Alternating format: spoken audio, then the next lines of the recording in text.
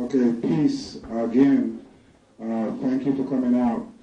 I want to just say hello to a few of the street soldiers, Brother Shabazz. Yes, Brother give it up, Chris, brother. Black Dot.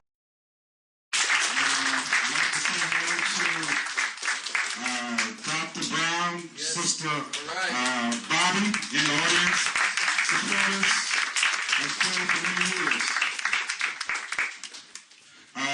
This is a Metal House of Consciousness production. And Dr. Oyibo and Brother Valentine will be dealing with the metaphysics of the deep metaphysics and Gagut, the grand unified theorem. With that, give Brother Dr. Oyibo and Brother Valentine a black hand. Please.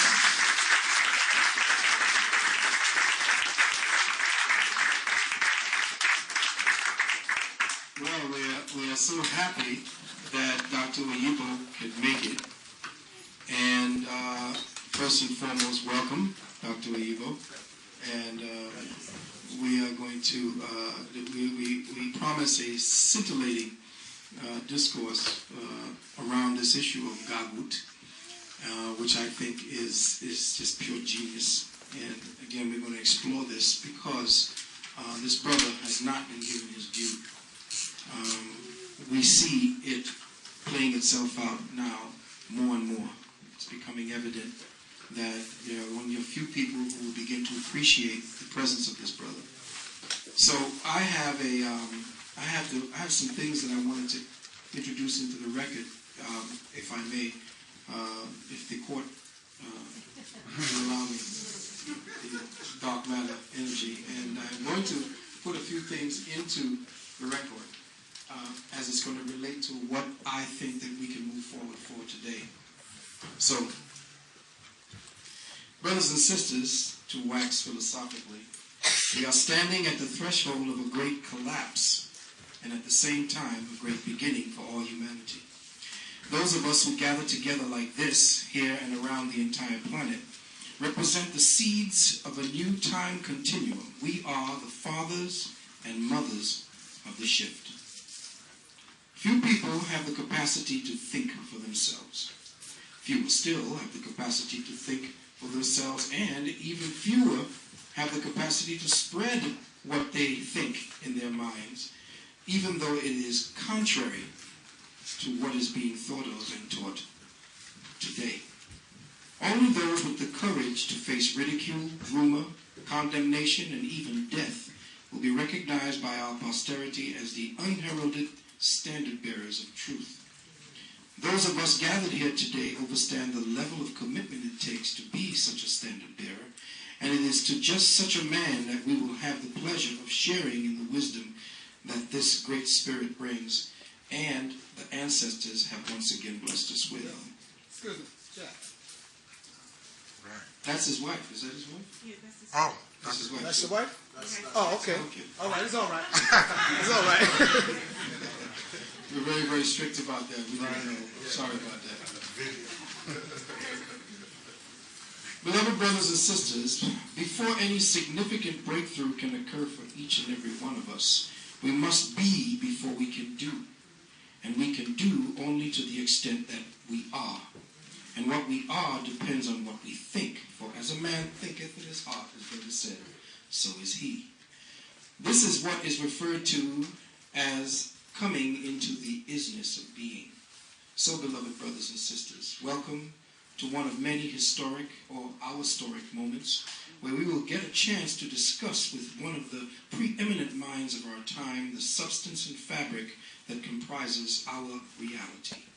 Today we are honored to have with us in this our dark matter think tank a man who is destined to be recognized as one of the greatest minds to have visited Earth in the last 3 millennia, Dr. Gabriel Oyibo.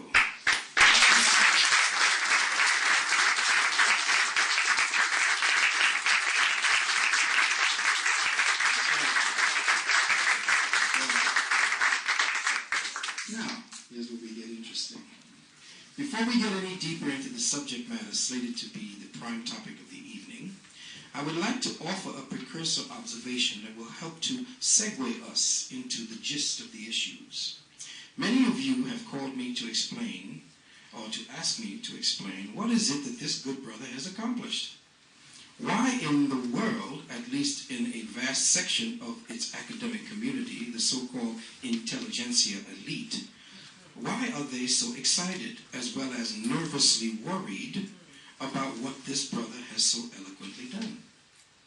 Just what sacred cows, what scientific gods are threatened by this good brother's works? Well, today, there is much for us to explore in reference to Dr. Oyibo's work, in the hopes that we will all come away with something significant that we can all immediately apply in our daily lives. So with Dr. Oyibo's permission, we should like to explore, or at least one or two specific aspects of his brilliant works, particularly those dealing with spiritual ascension and immortality for the human species. But again, before we continue, a moment longer is needed for further clarification. Please indulge me. As a hygienic scientist and a doctor of naturopathic medicine, I have taught that freedom from the cycles of life and death, disease and pain that is immortality, are the natural cosmic divine birthrights for all humanity. This, in fact, is the unseen destiny for our species, immortality. The return of immortality and the rejoining of the cosmic consciousness awareness of man with its dark matter source. But for this to occur, human consciousness must expand to the point where it can again recall the truth of its eternal existence. We must once again embrace our multi-dimensional identity. Without this specific consciousness awareness recognition of self, of our unique purpose in the web of creation, and within its plan for transcendence, our collective journey towards enlightenment will be absolutely unbearable. It will be sordid, it will be painful, and it will be without meaning. So, beloved, for many, many years, I and other teachers of the underground metaphysical community have repeatedly taught that the Earth's consciousness is directly affected by the condition and structure of the human body and bioagenic systems. That the DNA imprint, which sets the biological structure for our body, is directly manifested through the morphogenetic energy field of the planet. Now, a morphogenetic field is a form-holding field made up of particles and antiparticles which form the template of evolutionary instructions for the consciousness transcendence of a planet as well as a single human being. The morphogenetic field allows matter and antimatter particles to build into individual forms.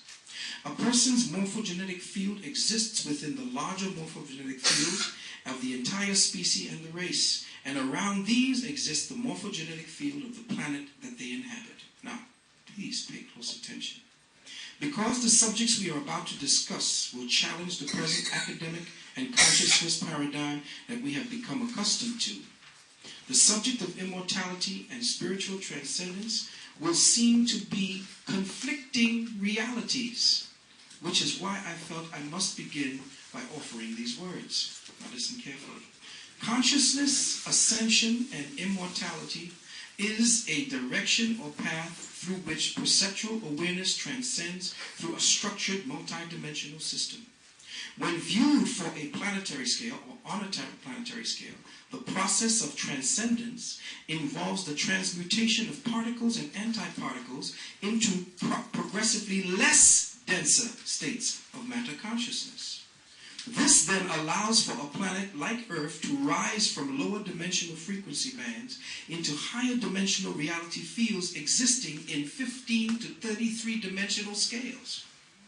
The process of human transcendence involves this exact same formula because we are part of the greater morphogenetic field of this planet, and the progression of dimensional transcendence for the human and the planet are intertwined. Now, listen carefully. As a metaphysical hygienist, we learn that life is more than the flesh that it expresses. We understand and teach the doctrine that the flesh is quickened by the spirit, that the human body is a miraculously constructed cosmic machine composed of particles and antiparticles, all and each possessing the tones, the harmonics of the word, that word which has spoken creation into being. We understand that matter moves because it is animated by spirit. What we call the life force, vital force, the breath of Brahma, it is the vital force that quickens the flesh. Please allow me to give you a couple of examples. As a metaphysical hygienist, we come to the understanding that man is not life. Well, how could we say that?